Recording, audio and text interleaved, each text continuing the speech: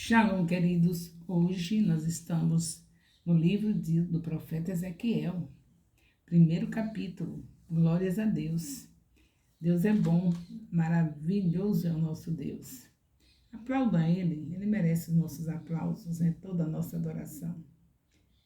Ezequiel, capítulo 1, começa com a descrição de uma visão. Que visão é essa? Descrição de uma visão que ele teve aos 30 anos, no 5º ano da deportação dos judeus para a Babilônia. Nesta visão, Ezequiel vê uma tempestade vindo do norte, acompanhada por um clarão de luz e por uma figura que ele descreve como sendo de fogo.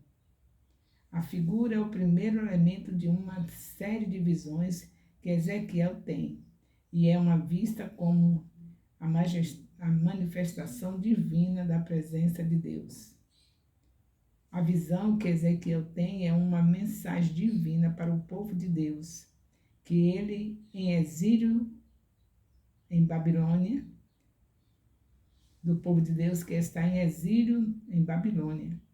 Deus está presente com seu povo, mesmo que eles estejam longe de sua terra natal, e a visão é uma manifestação desse fato da presença de Deus.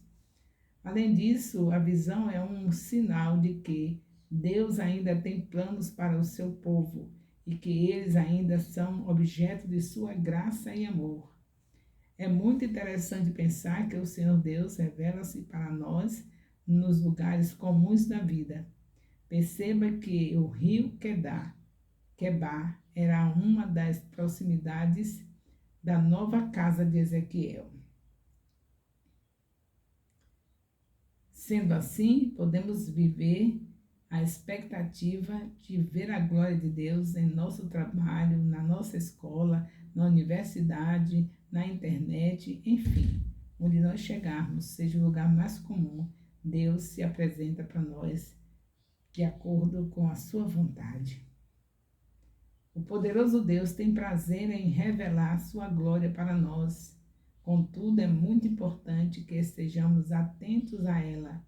Precisamos seguir o Espírito de Deus, assim como mostra a visão de Ezequiel. Louvado seja Deus. Deus é bom. Ezequiel, capítulo 1, de 1 a 3. A visão da glória divina. Nesses capítulos de 1 a 3, nós vamos ver essa visão. Era o 5º dia do 4º mês do 30º ano, e eu estava entre os exilados, junto ao rio Quebar. Abriu-se os céus, e eu tive visões de Deus. Foi no 5º ano do exílio do rei Joaquim, no 5º dia do 4º mês. A palavra do Senhor veio ao sacerdote Ezequiel, filho de Buzi, junto ao rio Quebar, na terra dos caldeus. Ali a mão do Senhor esteve sobre ele. Ezequiel, capítulo 1, de 1 a 3. A primeira parte de Ezequiel se concentra na punição divina prevista para Judá. Deus enviou a espada para atacar, e Ezequiel foi encarregado de explicar aos cativos o significado da punição e o motivo da sua chegada. Ezequiel foi preparado para seu ministério ao ter uma visão da glória de Deus antes de ser chamado a servir. No 30º ano de sua idade, ele teve uma visão de Deus, se iniciou seu ministério profético.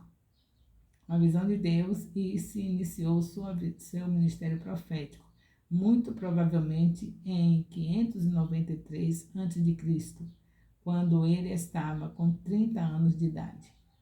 Ezequiel foi levado para o exílio com o rei Joaquim e reassentado no rio Quebar, na Babilônia. A mensagem que ele transmitiu veio diretamente da palavra de Deus e ele foi obrigado por Deus a ministrar. Ezequiel, capítulo 1, de 4 a 9. Vemos a descrição da carruagem celestial. Olhei e vi uma tempestade que vinha do norte, uma nuvem imensa com relâmpagos e faíscas e cercado por uma luz brilhante. O centro do fogo parecia metal, reluzente. E no meio do fogo havia 4 vultos que pareciam seres viventes. Na aparência tinham forma de homem, mas cada um deles tinha 4 rostos e 4 asas. Suas pernas eram retas, seus pés eram como os de um bezerro e reluziam como bronze polido. Debaixo de suas asas, dos 4 lados, eles tinham mãos humanas. Os 4 tinham rosto e asas, e as suas asas encostavam umas nas outras. Quando se moviam, andavam para a frente e não se viravam. Ezequiel, capítulo 1, de 4 a 9. Ezequiel estava olhando para o norte quando ele notou uma tempestade se aproximando. Havia uma grande nuvem escura, ventos fortes e relâmpagos. Quando a nuvem se aproximou, Ezequiel mudou seu olhar da escuridão, da tempestade, da luz brilhante no centro. A luz parecia metal brilhante, descrito como na Bíblia.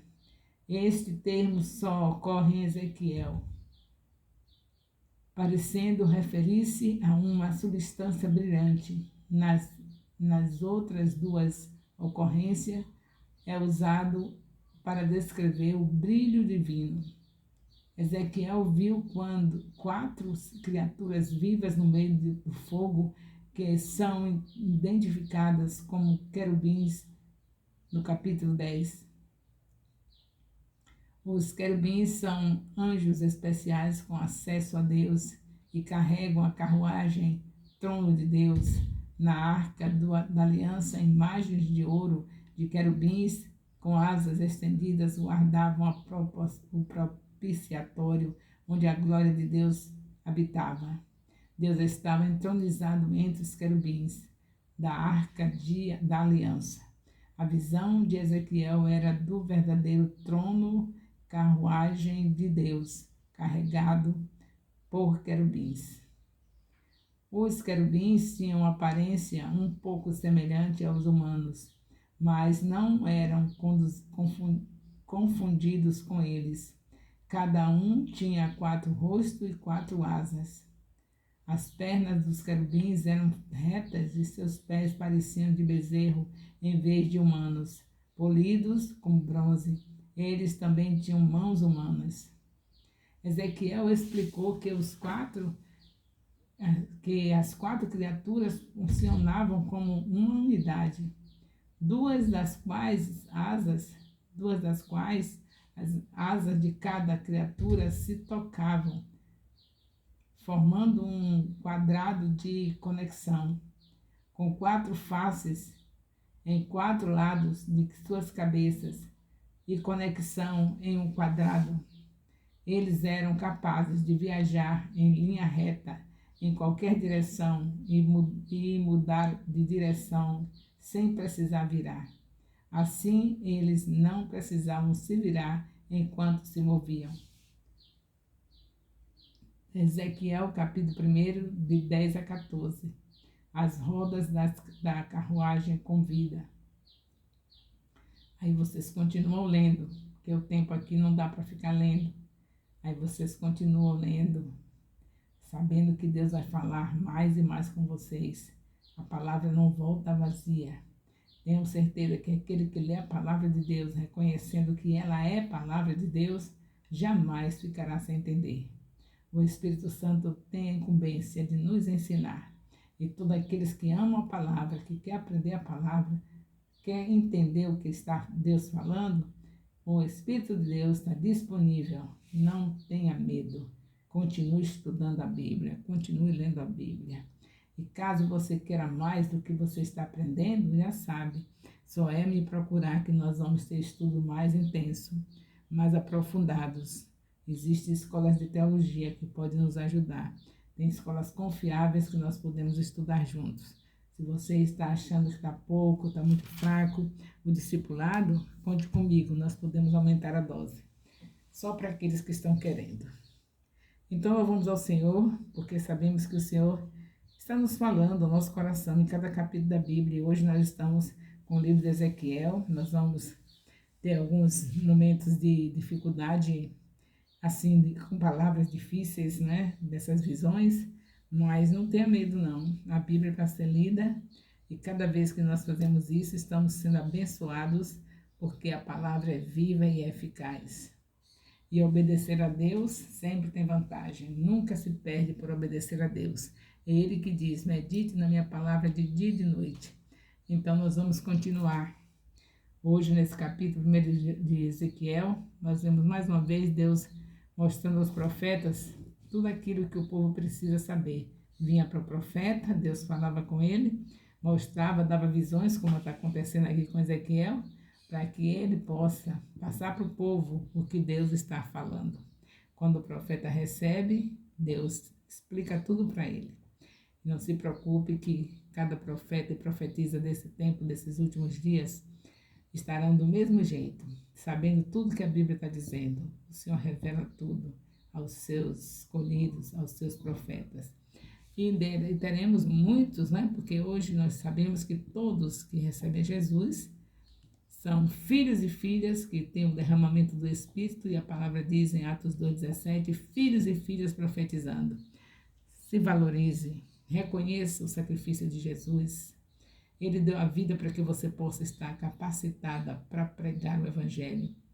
Eu não estou falando de púlpito, eu estou falando da sua missão principal.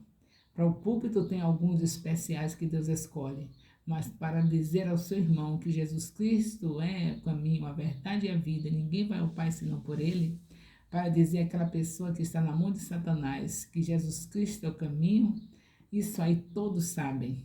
Agora, quem não quer fazer, dá desculpas. Mas quem quer fazer, não tem desculpas. Sabemos que quem quer faz e quem não quer dá desculpas. Que dificuldade tem você com o Espírito Santo de chegar para as pessoas que vai no ônibus, que vai na fila, onde estiver, e olhar para alguém com seus olhos que nem de fogo, porque a presença do Espírito Santo em tua vida faz diferença? Aí você dá uma olhadinha e a pessoa já sente a presença de Deus e você derrama, manda a profecia sobre ela. Que a profecia para nós, nos últimos dias, é a Bíblia. A Bíblia já está feita, completa, não precisa a gente esperar olhando para os céus, Deus abriu os céus para falar conosco. Ele já mandou os profetas, já mandou o seu filho e a Bíblia está completa. Toda aqui à disposição da gente. Então, a gente só é profetizar. Vai depressa na casa daquele parente que você passou o tempo todo com ele e ele está precisando de ser liberto das mãos de Satanás. E só pode ser liberto por Jesus. E Jesus é a palavra. Então, vai lá e diz: Jesus é o caminho, a verdade e a vida, ninguém vai ao Pai senão por Ele. Tenha certeza que o Espírito Santo vai definir a situação. Se ele é um dos escolhidos, imediatamente ele vai sentir a diferença no coração, é o Espírito Santo atuando, convencendo ele, e ele recebendo, ele ou ela recebendo a Jesus, e aí você já tem a sua primeira discípula, se for mulher, se for homem, já tem o seu primeiro discípulo, e aí já começou a contar. São 12. Jesus Cristo te capacitou para você cuidar de 12. Porque Ele deu o seu Espírito a você. Você tem dúvida disso? Que o Espírito Santo está em você? Você é um Espírito. O Espírito Santo está nesse Espírito. Não está na carne. Não está na alma. Não está no corpo. Está no Espírito que você é. Eu sou um Espírito que estou dentro de um corpo. E o Espírito Santo está dentro de mim, que sou um Espírito. Então, eu não tenho dificuldade. Eu não posso ter dificuldade. Eu sei que eu posso todas as coisas naquele que me fortalece. O que eu sei que eu não posso é deixar que as pessoas vá para o inferno e eu no minha zona de conforto. Só fazendo o que é lícito. Porque o crente só está fazendo o que é lícito, né? Você não espera que eu vou pensar que você está fazendo coisas ilícitas. Você está fazendo o que é lícito. Pois é, continue fazendo o que é lícito e não renuncie esse lícito para ir fazer a obra, não. Fique aí só fazendo o que é lícito. Há tempo para tudo. Todas as coisas nos convêm. Todas as coisas são lícitas. Comer é lícito, namorar com seu esposo é lícito, com esposa, é claro, né? Cuidar dos seus filhos é lícito, trabalhar para o pão de cada dia é lícito, mas tenha certeza que até as coisas lícitas nós podemos renunciar por amor a Jesus, para fazer o que ele disse, para amar o nosso próximo, libertando essas pessoas, esse próximo, das mãos de Satanás, no poder do Espírito Santo. Então eu sei que tudo é lícito, lícito. Eu estava fazendo a gravação ontem e minha filha, a Bispa Emanuela, chegou com Áquila, meu neto, para me entregar o presente da vovó. Eu não podia interromper a gravação, e podia, não é isso? Mas todas as coisas minhas são lícitas, mas nem todas me convêm. O tempo é de Deus, Ele sabe que é preciso estar rápida nessas gravações, e se eu interrompesse, eu teria que fazer outra gravação. Seriam 20 a 30 minutos que eu tinha perdido.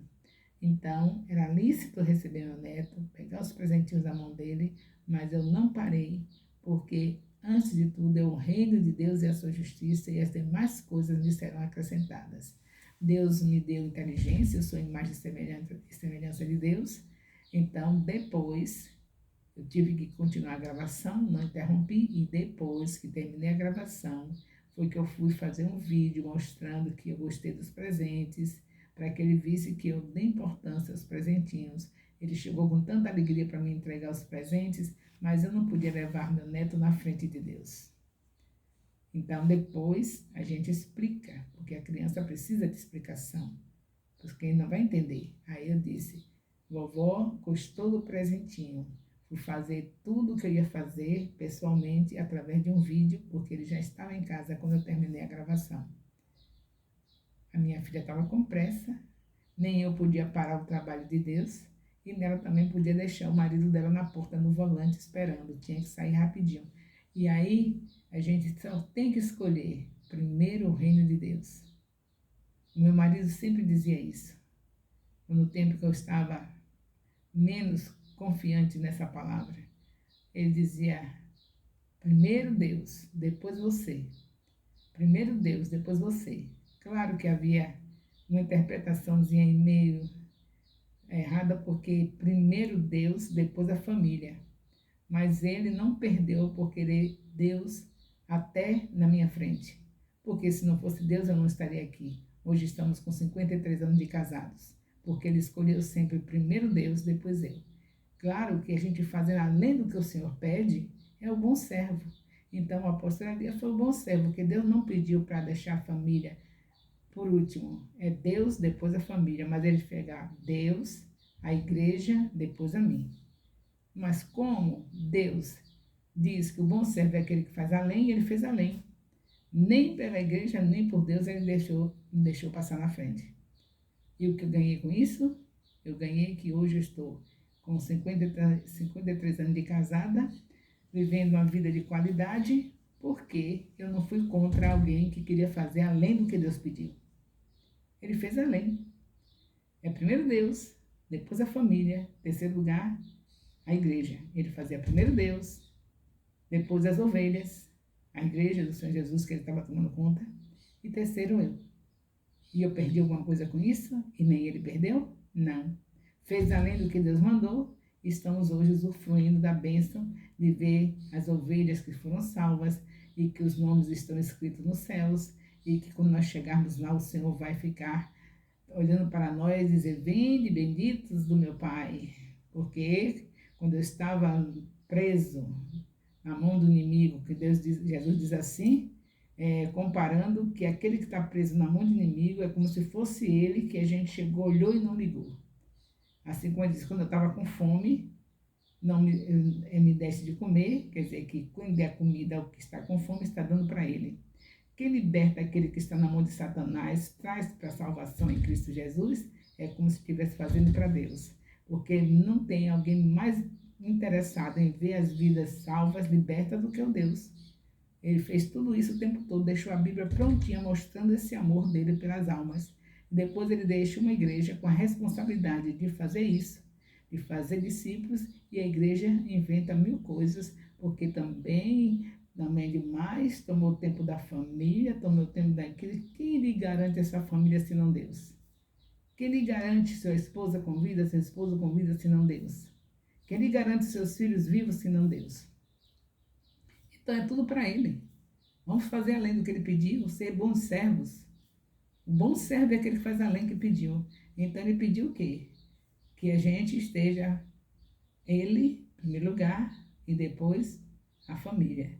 Se eu fizer um pouco mais, contanto que não prejudique, é claro. Se tiver alguém ao meu lado, no meu caso que eu já disse a você, se tiver alguém que você recebeu de Deus, que foi Deus que me entregou, ele vai entender tudo. Por que é que eu entendi que meu marido não estava fazendo como a Bíblia diz assim? A Bíblia diz que é primeiro Deus, depois a família, mas ele trocou, mas eu entendi que ele estava fazendo além. E como eu fui escolhida por Deus, e como ele orou para que eu fosse a sua esposa, então deu tudo certo.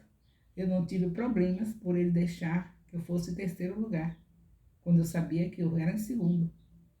Porque a Bíblia não diz que é primeiro Deus, depois a igreja não, mas as ovelhas do Senhor Jesus são depois. Primeiro Deus, depois minha família, depois as ovelhas. Ele deu uma trocadinha aí e deu tudo certo, porque fazer além do que Deus pediu é maravilhoso. Tem o nome de bom servo quem faz assim. Então a gente estava tão distante, não é? Sem estudar a Bíblia, estava tão distante do conhecimento de Deus, sem saber as coisas de Deus. O Senhor mudou nossa história. Hoje nós estamos no ministério apostólico internacional Filhos de Jerusalém, que conseguiu, pela graça de Deus, o privilégio de descobrir o que Deus mais se interessa: discipular. Ide e fazei discípulos. Mateus 28, versículo 19. Essa é a maior responsabilidade da igreja. Essa é a obra mais nobre da igreja. E eu me sinto feliz pelo Senhor, na minha velhice, me dá o privilégio de estar supervisionando nesse ministério a obra do discipulado. Grande é o privilégio que Deus me deu. E eu necessito das orações de todos os discípulos para que eu esteja honrando meu Deus por esse privilégio que Ele me deu. E eu faço com todo gosto, gravo as lições do discipulado na madrugada, porque meu filho é especial, precisa da minha atenção durante o dia. Então, na madrugada eu gravo de dia também, mas de dia é só na hora que ele está descansando, mas o tempo maior é na madrugada. Durmo às 19, meu filho também gosta de dormir cedo, graças a Deus. Eu estou falando do filho especial, porque todos os outros estão casados, graças a Deus, e abençoados. E eu estou na bênção de Deus também com meu filho especial, sabendo que ele é precioso, que Deus tem um propósito na vida dele e tenho que cuidar dele.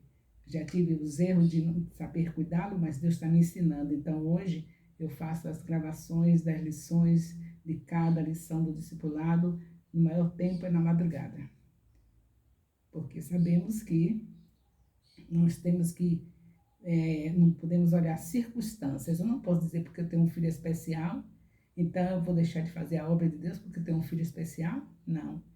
A vida dele está na mão de Deus, o meu papel é cuidar dele, mas não tem que impedir o tempo do meu Deus. O tempo de ir para o meu lugar secreto, orar. O tempo de fazer discípulos, o tempo de orientar o povo nessa grande obra de discipulado é de Deus e eu tenho que fazer porque isso é honrar aquele que é o dono da vida.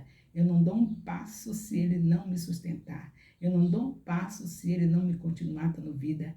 Então, o que é que eu quero fazendo ainda exigências para Deus? Não, meu Deus, Deus sabe que eu preciso de cuidar disso, cuidar daquilo. Deus sabe todas as coisas, mas ele diz que é primeiro o reino de Deus e a sua justiça. O que foi que o apóstolo Elias perdeu em fazer a mais? Em escolher ser primeiro o reino, primeiro Deus, depois a igreja? Nada. O que aconteceu é que nesta cidade, porque ele fez isso, nessa cidade, nós temos em todos os ministérios dessa cidade pessoas que foram ganhas através do apóstolo Elias. Quando ele chegar nos céus, Essas pessoas que são as ovelhas que nós ganhamos estão pensando que estão abafando, mas não estão, porque o que conta é quem ganhou, quem foi buscar tirar da mão de Satanás. Então ele, com essa obra de estar renunciando aquilo que era lícito você primeiro Deus, ele buscar primeiro Deus, que era ter sua vida de intimidade com Deus, depois a mim e depois as ovelhas. Ele fez uma troca, ele botou primeiro Deus, as ovelhas do Senhor Jesus, e eu, que fui escolhida pelo Senhor, que Deus escolheu para me entregar a ele, entendi, porque eu sou uma ovelha que estou ao lado dele e tenho o conhecimento da palavra, entendi que ele estava fazendo além do que Deus pediu, e por isso ele estava sendo considerado um servo bom. Estudando a Bíblia e ouvindo o Espírito Santo, você passa por situações onde honra e glorifica o nome do seu Deus. Não deu problema. Eu estou aqui, fiel ao meu marido, sem nenhum problema, porque ele deixou que primeiro fossem as ovelhas do que eu. As ovelhas são do Senhor Jesus, eu também amo as ovelhas. O sacrifício que ele fez, renunciando de estar comigo para estar com as ovelhas, eu fui junto. O galardão é para os dois. Como eu não criei problemas, eu deixei ele fazer tudo como Deus orientou. Aí o resultado é que o que ele ganhou vale para mim também, porque somos um só, e se eu tivesse me oposto a essa decisão dele, eu causaria problema para o evangelho, causaria problema para a minha vida conjugal, e o Senhor, na sua bondade e misericórdia, me fez entender que é primeiro o reino de Deus e a sua justiça. Eu não sou nada, não adianta exigir dele, você vai cuidar das ovelhas e eu exigir a minha vida, que depende do Senhor. Ele tem o direito de puxar meu fôlego a hora que ele quiser, ele é o dono. Aí eu ia me exibir e dizer, e eu, passar na frente, talvez não estivesse mais aqui. Porque eu não queria deixar ele ser um bom servo. O bom servo vai além. O Senhor não pediu que ele fosse primeiro para as ovelhas e depois para mim, não. Mas eu entendi que eu não sou minha, eu sou comprada pelo sangue de Jesus, e o que eu preciso é tão somente estar junto com aqueles que querem fazer para Deus além do que Deus pediu. Eu sei que a gente estudando a Bíblia e seguindo cada passo, cada capítulo, discipuladores falando de tudo que eu comento, isso é importantíssimo. Mesmo que tenha outros comentários trazidos no momento, devem participar para mim também. E lendo o capítulo, nós vamos estar cada dia mais cheios da presença de Deus, porque a palavra estando escondida no coração, a gente não peca. E aí o coração se enche da graça do Senhor, da presença dEle, e vamos viver uma vida que glorifica o Senhor. Então, graças a Deus pelo privilégio do Ministério Apostólico Internacional Filhos de Jerusalém, de conseguir de Deus essa possibilidade de ganharmos cidades, não somente a nossa, mas as cidades circunvizinhas, tirando as vidas da mão de Satanás, saqueando o inferno e fazendo o nome do Senhor glorificado. O amor de Deus, o amor de Deus nosso Pai, a graça salvadora do nosso Senhor Jesus Cristo, a comunhão do Espírito Santo seja com todos os discipuladores e discípulos do Ministério Internacional Filhos de Jerusalém, desde agora e para sempre. Amém.